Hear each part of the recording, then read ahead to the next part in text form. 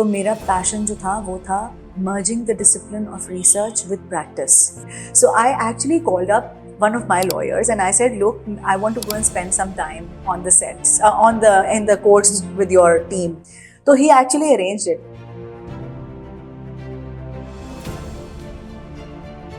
तो स्क्रिप्ट को तो ज़्यादा हम हाथ नहीं मिला सकते एज एक्टर्स। जाहिल का मतलब सिर्फ जाहिल नहीं है, जाहिल का एक एक्चुअल मतलब भी है जो हम लोगों को कहते हैं जो कि पढ़े लिखे नहीं। सो दीपक और मैं तो बहुत पुराना एक दूसरे को जानते हैं ना, अपने जवानी के टाइम से। एंड अगर आप किसी भी प्रोजेक्ट को इस तरह से एंटर करें ना कि ये मेरे लिए एक लर्निंग प्रोसेस होगा, तो आपके लिए बहुत अच्छा होता है। अस्सलाम वालेकुम, मैं हूँ तज़ीन हुसैन और आप मुझे चाय, चिप्स और ड्रामा पे ईफा खालिद के साथ देख रहे हैं। Please don't forget to subscribe and like. अस्सलाम वालेकुम। आज मेरे साथ तज़ीन हुसैन है, एक बहुत ही talented actor and a dedicated professor. वो डिज़ाइन टीच करती हैं हबीब यूनिवर्सिटी में और अब टेलीविज़न पे वापस काम कर रही हैं और आप सब देख रहे हैं और उनको बहुत पसंद कर रहे हैं। Tazeen has uniquely balanced her acting and teaching career. Her students love हर और हम व्यूवर्स भी उनकी एक्टिंग के गर्विदा हैं। इंटरेस्टिंग बिट ये है कि हम दोनों Indus Valley School of Arts and architecture से हैं, अलुमनाई भी हैं और साथ में पढ़ाया भी है। और हम जिस जगह पे बैठे हुए हैं वो भी एक Indus Valley School of Arts and Architecture की अलुमनाई की है। So thank you so much Abeer Asim of Matpai studio for lending her space and her beautiful mugs are there also, and the person who's behind the camera is also from Indus Valley. So एक पूरी हमारी community है and has been taught by both of us as well. Oh yes. Hi. So let's take this conversation forward और बात करते हैं तज़ीन की acting journey की, उनके टीचिंग एक्सपीरियंस की और टेलीविजन की तो बात करेंगे ही। अस्सलाम वालेकुम तज़ीन, कैसी हैं आप? वालेकुम अस्सलाम, बिल्कुल ठीक ठाक। बहुत अच्छा लग रहा है आप मेरे साथ बैठी हैं और हम कुछ गुफ्तगू करेंगे आज। कितना फेक लग रहा है। तो let's start with design and art और So, and I'm going to start with that because we both have an art education. So, how did art education shaped you as an actor? उसका कितना हिस्सा है आपकी acting journey में या उसकी process में? That's the first time I've been asked that question, huh? But let me think about that.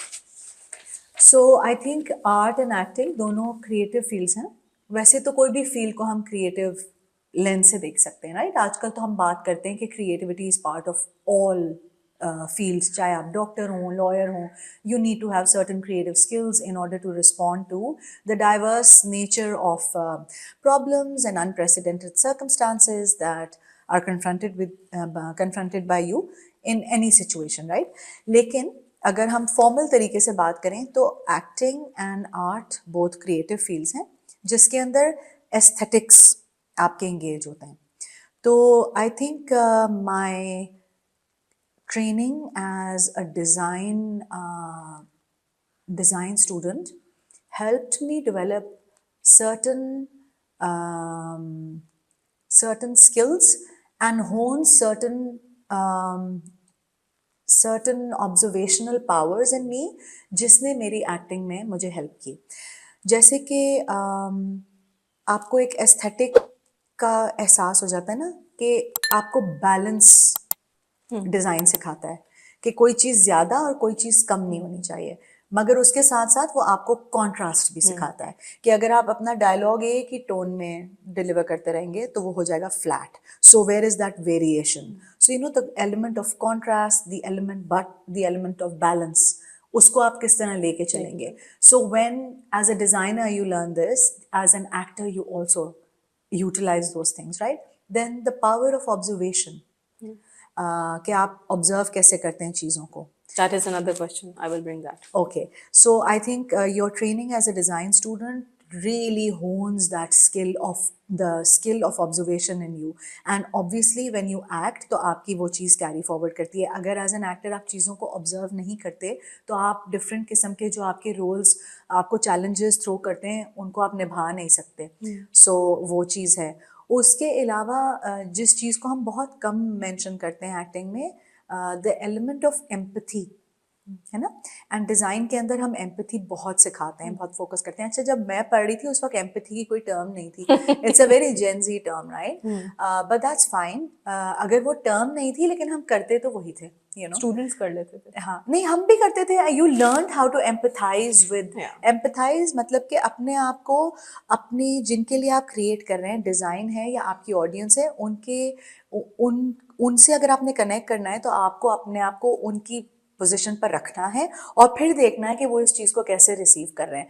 तो that aspect of empathy also, because I imbibe that as a design student, I learned how to imbibe that, how to empathise with the people I was creating for. As an actor मैं वो चीज़ रखती हूँ अपने दिमाग में जब मैं act कर रही होती हूँ. तो आई थिंक और भी बहुत कुछ होगा लेकिन अभी मुझे ये That याद आ actually answers 3 of my other questions. रहा है. Wow. But we can elaborate Yeah. on that. So from acting to teaching, which one is closest to your heart?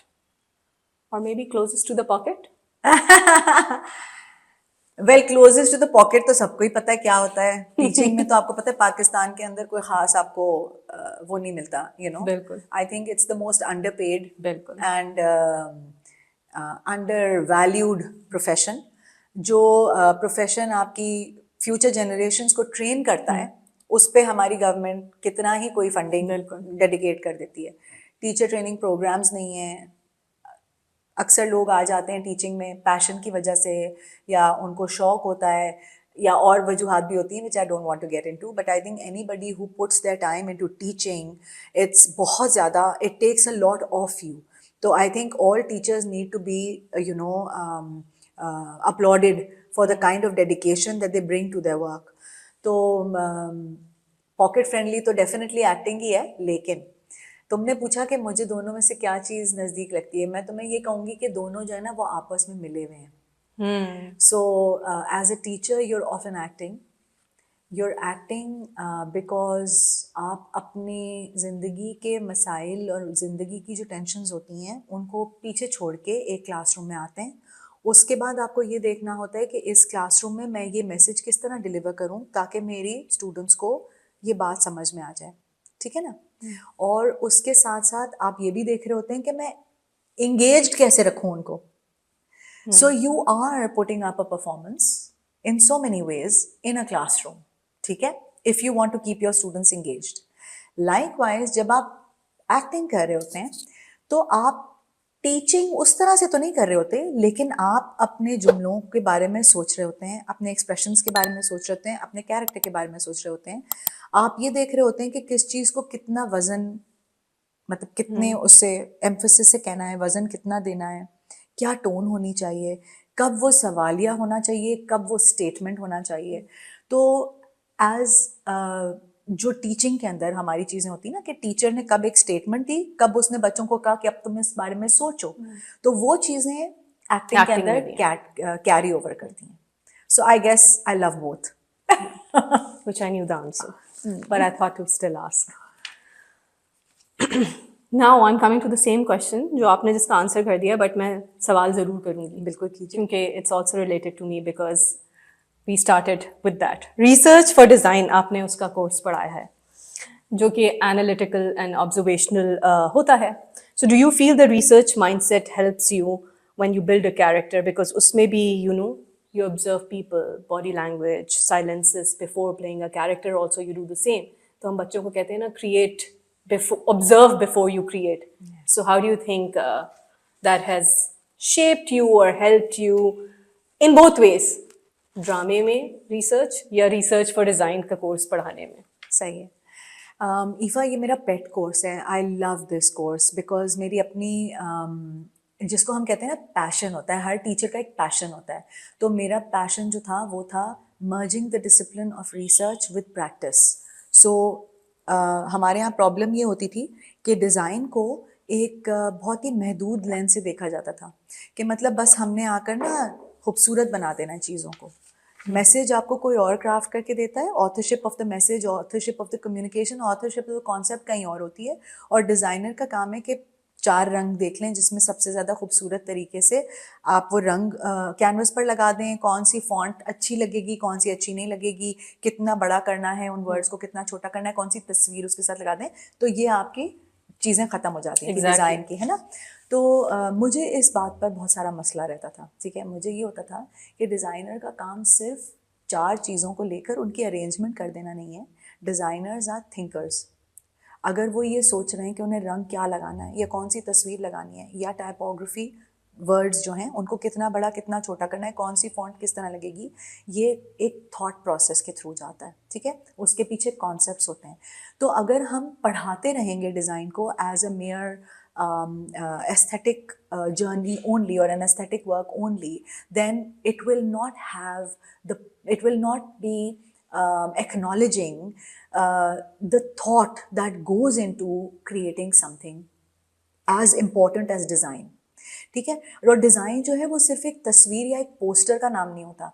Design के तो बहुत सारे मतलब है ना। जैसे अभी पिछले ही हफ्ते मैंने एक पैनल टॉक कंडक्ट की थी, री writing the narrative, Habib university में। नूरुल हुदा शाह थी वहाँ पर। बड़ी प्यारी उन्होंने एक टर्म यूज़ की ना, लफ्ज़ था डिज़ाइन। उन्होंने कहा कि आपका ये ख्याल है कि ये जो नैरेटिव आप टेलीविज़न पे देखते हैं ये सिर्फ चैनल डिक्टेटेड है। ये चैनल डिक्टेटेड नहीं है, this is a dictated narrative, ठीक है। And it is a designed narrative. आपकी सोच को डिज़ाइन किया गया है by the subliminal messaging that has happened via your media, you know. So she extensively repeated the term design. And उस वक्त हमारे डिज़ाइन के बच्चे वहाँ बैठे हुए थे। बात ये होती है कि अगर एक डिज़ाइनर इस बात को समझ जाए कि उनके एक्शन से सोसाइटी में और कल्चर पे क्या क्या फ़र्क पड़ता है, तो शायद हम अपनी रिस्पॉन्सिबिलिटी एज अ डिज़ाइनर समझ लें, ठीक है ना। तो ये मेरा दिल होता था करने का। And through this course I was able to bring that awareness in the students that I taught, that as a designer your actions have repercussions, ठीक है। As an actor your actions have repercussions, right. In any field जो भी आप करते हैं उसके repercussions होते हैं। उस चीज़ से क्रिटिकली अवेयर होना, इस चीज़ को समझना, ये बहुत ज़्यादा ज़रूरी है। सो that was the first thing that I wanted to explain to my students through any of the courses that I teach, but research obviously. फिर उसके बाद obviously observational powers, ethnography, ये चीज़ें मैंने अपने कोर्स के अंदर बिल्ड की थी, वो रिक्वायरमेंट भी थी कोर्स की। एंड मज़े की बात ये है कि मैं उसमें से बहुत सारे टूल्स एक्चुअली यूज़ करती हूँ अपनी This is exactly what I अपनी wanted to ask. एक्टिंग में। एक मैं तुम्हें बताती हूँ, I will share an example. जुल्म मैं एक सीरियल कर रही थी, I think it was my second और थर्ड सीरियल ऑन टेलीविजन, हम टीवी पे आया था। उसके अंदर ना मुझे दिखाया गया कि कोई एक रिटायर्ड लॉयर है जो कि अब एनजीओ वगैरह में काम करती है, अपनी एनजीओ चलाती है ख़वातीन की एम्पावरमेंट और उनकी अपलिफ्टिंग के लिए, राइट। तो बेटा उसका फंस जाता है, जुर्म उसको जेल वेल हो जाती है, तो ये उसका कोई केस नहीं ले रहा होता because there some political connection. So what happens is he tells his mother that because nobody is taking my case, Why don't you take it? आप करें, and because you're a lawyer you can practise, तो आप plead my case. अब that was the first time कि मुझे तो नहीं पता कि कोर्ट रूम वगैरह किस तरह के हैं, मतलब मर्डरर्स के केसेस कहाँ होते हैं। एज अ लॉयर आपको किस तरह बात करनी चाहिए, क्या करना चाहिए। So I actually called up one of my lawyers and I said, look, I want to go and spend some time on the sets, in the courts with your team. So he actually arranged it. And I actually spent a whole day there talking to people, observing lawyers ने कपड़े किस तरह के पहने हुए हैं, वो बात किस तरह कर रहे हैं। उन बच्चों से मैंने बात की कि गुड लॉ प्रैक्टिस क्या होती है, कितना बोलना चाहिए, कितना नहीं बोलना चाहिए, कितना अदब, कब आप अपनी वॉइस को पिच करते हैं, कब आप उसको स्ट्रांगली कहते हैं। तो ये सारी चीज़ें मैंने ऑब्जर्व की। In fact I also wrote about it in a magazine article, architecture art and design awards के अंदर, you know, it was an article about bridging artistic practice with research. तो उसके अंदर मैंने एथनोग्राफी की ये चीज़ें डाली थी कि I actually did that. And उधर जो मेरी ऑब्जर्वेशंस थी उसी के ऊपर हमने बेस किया था, मेरा हुलिया, और फिर जिस तरह मैंने डिलीवर किया। How interesting. हाँ, it was lovely. And it's always, वो जो काम निकल के आता है फिर वो बहुत अच्छा होता है, हाँ। जिसमें रिसर्च होती है, हाँ। जिसमें आपने एफर्ट डाला होता है। और अभी मैंने एक और फिल्म की with this other IVS graduate Abdullah, जिसके अंदर हमने मछेरों की कम्युनिटी उधर जाकर शूट किया था। सो इवन दो उन्होंने दिखाया नहीं है कि हम मछेरों की कम्युनिटी हैं, लेकिन वो बिल्कुल एक छोटा सा घर है, उनकी बहुत सिंपल से लाइफस्टाइल्स हैं। तो वो किस तरह रहते हैं, क्या होता है, यू नो स्मॉल ऑब्जर्वेशंस, जैसे कि एक सीन है उसके अंदर जहाँ पर हम ढोल बज रहा है और शादी हो रही है और ना वो बच्चा नाच कर रहा है साथ में, और ये खातून जो है ये बैठी हुई ढोल बजा रही, फिर वो एकदम से उठती है, उनको कहीं बाहर जाना होता है। तो उसमें ना उन्होंने क्या किया, एक एक्टर जो साथ बैठी थी उन्होंने बच्चे को यूं करके पीछे कर लिया। तो मैंने उन्हें कहा नहीं, आप बच्चे को पीछे मत करें, क्योंकि इस तरह की गैदरिंग्स के अंदर ना लोग अपनी जगह खुद बनाते हैं। कोई बच्चे को पीछे नहीं करता, कोई यूं करके पीछे हाँ, नहीं होता, बिल्कुल। वो खुद ही उठेगी, खुद ही बच्चे को एक साइड पे करेगी और बाहर निकल जाएगी, आप मत पीछे करें। So you know these are small things that you see when you are in that space and you have to become immersed in that environment. Only then you can you know come up with a convincing performance। ये मैं कह रही हूँ, लेकिन मैं ये बिल्कुल claim नहीं कर रही कि मेरी परफॉर्मेंस कन्विंसिंग होती है, लेकिन मैं अपनी तरफ से कोशिश जरूर करती हूँ। So you've often played quieter and restrained characters. अगर कर्ज़े जा ले लें या यूं ही ले लें या even let's try मोहब्बत ले लें. In Jama Takseem, we finally see you as a woman who is independent and fierce, someone who is unafraid of anything, someone who has a clear voice. How empowering was the shift for you as an actor? I wouldn't call it an empowering shift as an actor. I mean, I just found it easier to play because it was more me than the other characters that I played. I think it was an interesting change.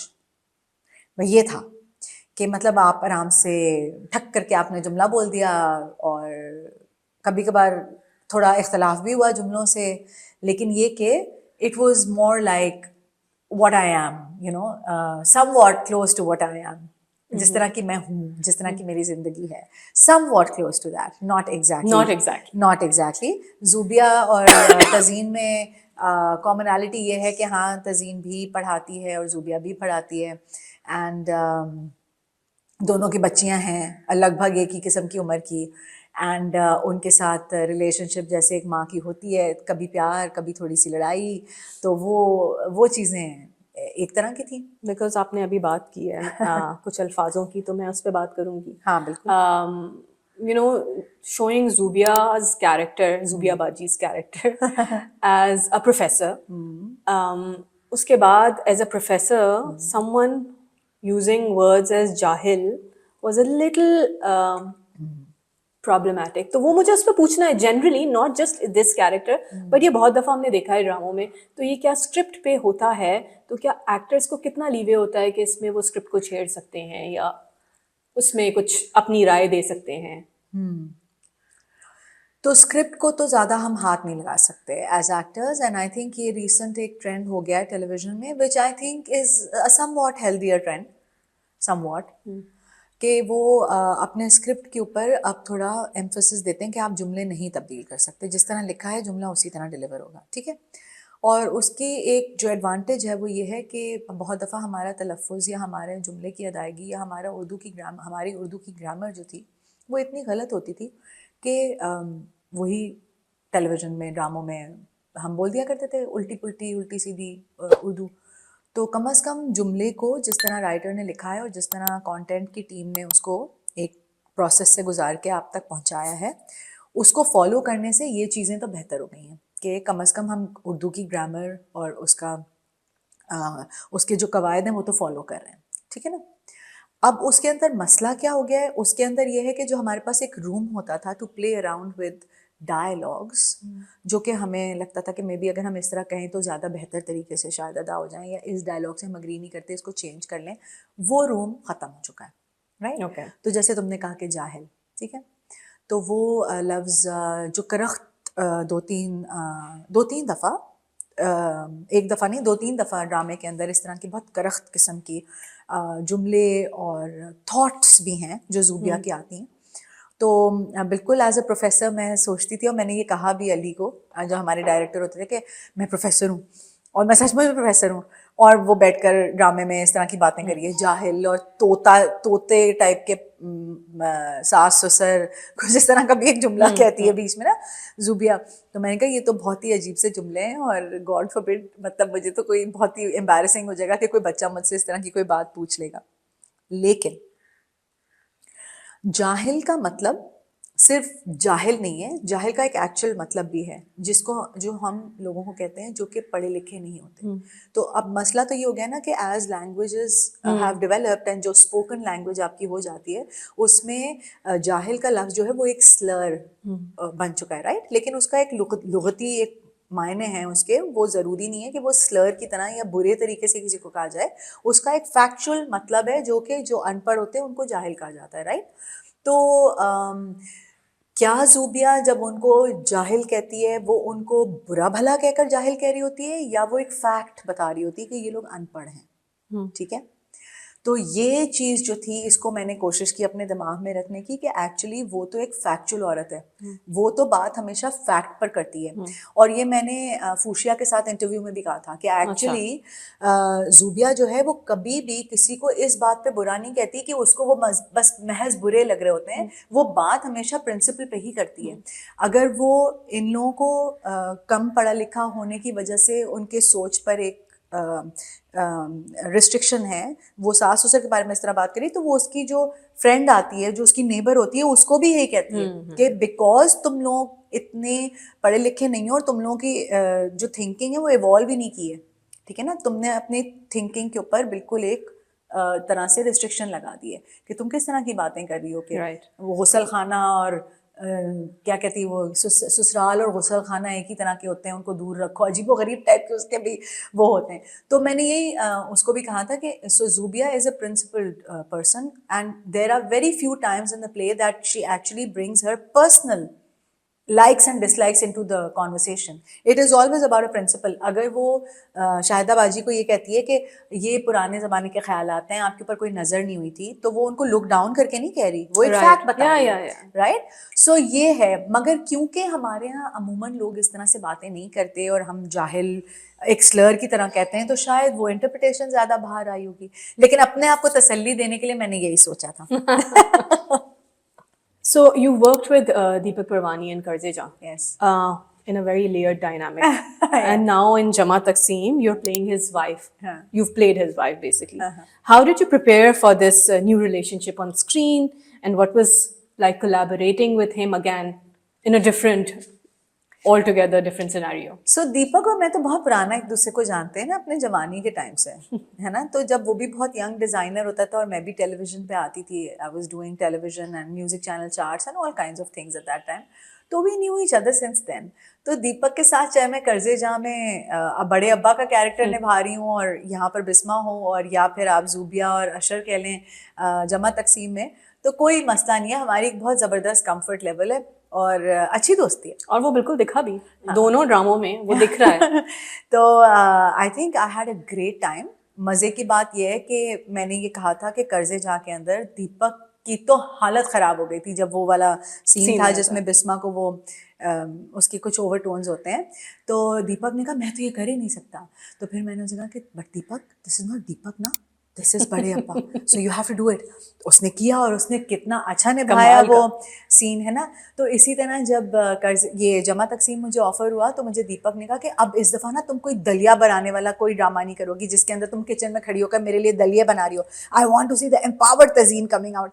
मैंने कहा अच्छा चलो ठीक है। तो when this serial was offered तो he said you are doing this, and I looked at the role and then I said yes I'm doing this. So अगर मैंने उसको वहाँ पर कहा था कि you are not Deepak and you are बड़े अब्बा, तो यहाँ पर she told me but you are Tazeen, not just Bisma, so let's do this. So that was a very interesting variation for both of us. So now is there any actor, co-actor that you worked with who taught you the most simply by sharing the screen with you? So Ifa, I'll tell you that there's not one actor. Every time you work with a new team, there is so much to learn. And अगर आप किसी भी project को इस तरह से enter करें ना कि ये मेरे लिए एक लर्निंग प्रोसेस होगा, तो आपके लिए बहुत अच्छा होता है, because you really then are able to see different types of acting approaches, different type of direction approaches, different type of writing approaches, even production organization approaches, right? So हम कोई भी ड्रामा ले लें, मैं ताहिरा आपा जो थी यूं ही में मेरे साथ सबसे ज़्यादा मेरा उनके साथ स्क्रीन टाइम था, जो मेरी भाभी बनती हैं। माया के साथ तो मेरे बहुत कम सीन्स थे, बिलाल के साथ सीन्स थे, माहा ये इन लोगों से मैंने ट्रिमेंडस चीज़ें सीखी। यमुना के साथ आपके बहुत चीज थे, वो तो कर्जे अब जान। यूं ही से आगे आ जाओ, कर्जे जहाँ पे आ जाओ, अच्छा जुल्म पे आ जाओ, शहजाद शेख के साथ मैंने इतना कुछ सीखा। I mean we had a great rapport as a mother and daughter, mother and son, and I learn how to, so Shahzad जो है वो एक रिस्पॉन्ड वाला एक्टर है ना, कि आपने किस तरह कहा, मैंने किस तरह कहा, मैंने आपको रिस्पॉन्ड किया, so it's not me delivering the जुमला, it is my response to your जुमला, दैट विल वर्क, राइट? तो Shahzad and I, we had a great time working on जुल्म. Then Yumna, again, mind blowing, so many things I learned from her. Mawra, जमा तकसीम है my second serial with her. Because let's try मोहब्बत let's में try थी। मोहब्बत भी था। तो मतलब आप, और हर दफ़ा उसामा के साथ मैंने काम किया, फैसल रहमान के साथ काम किया, how to let go, how to be chilled, you know. और मतलब फैसल रहमान के साथ आपने शुरू में भी काम किया। तो वो तो खैर मुझे उसमें इतना लर्निंग नहीं याद, लेकिन अभी जो ड्रामे मैं कर रही हूँ उनमें लर्निंग तो बहुत कुछ याद है। सो आप इतना कुछ सीखते हैं। सकीना आपा, कितनी दफ़ा उन्होंने मेरा तलफ़ुज़ दुरुस्त कराया, या उन्होंने कहा कि यहाँ पर थोड़ा ओवर हो गया या अंडर हो गया, इसको बढ़ा के करो। अच्छा, अभी मेरा एक नया ड्रामा आने वाला है, गुलाम बादशाह सुंदरी, उसके अंदर अमीन इकबाल के साथ मैंने पहली दफ़ा एक्ट किया है। क्या क्या नहीं सिखाया उन्होंने मुझे। Imran Ashraf, great to work with, you know. So you always learn so much with any and all of your co-actors, and I will say that where I am today, it is because of the little things I've learned from all of them. Tazeen, now I have some questions and they're quick questions. अच्छा. So they're not like Tazeen as teacher or slow Tazeen. अब बहुत मुश्किल है. You have to do quick questions Quick, and अच्छा. quick answers. हम ठीक उसको 2x पे लगाएंगे जैसे हम WhatsApp के messages सुनते हैं. है. So first thing you do when the camera starts rolling. Take a deep breath. Actor you instantly feel chemistry with. ये fair नहीं है यार. All of them. Okay. Harder to shoot, crying or comedy scenes? Comedy. One thing that always breaks your concentration on set. When somebody is screaming, वो जो sets के ऊपर लड़ाई झगड़े हो रहे होते हैं ना, I can't stand that. Okay. Your reset after a heavy scene. Pani and going into a quiet space. One co-actor who surprised you. You're not supposed to tell in which way. You just say. Shehzad Sheikh. Most fun behind scenes moment that still makes you laugh. I think that has to be Yuhi and Behroz Saab and दादा जान जो बने थे, इन लोगों की और दीपक की जो बैठकें होती थी, दोज नॉनसेंस और फजूल तरीन जोक्स, हंस हंस के पेट में बल पड़ जाते थे. So Yuhi seems like a very interesting set Yeah. to be on. If you could swap roles with one co-actor for a day, who would that be? I think that would have to be Maha Hassan. Okay. One word to describe your on-set vibe in 3 words. Your vibe. Wow, in 3 words. Calm, methodical, organized. Thank you so much, Tazeen. It was wonderful talking to you. बहुत मज़ा आया और हमने teaching पे भी बात की, हमने एक्टिंग पे भी बात की, तो आप सबको ज़रूर इंशाल्लाह पसंद आएगा. Let's see how it goes. बहुत शुक्रिया. अल्लाह हाफ़िज़.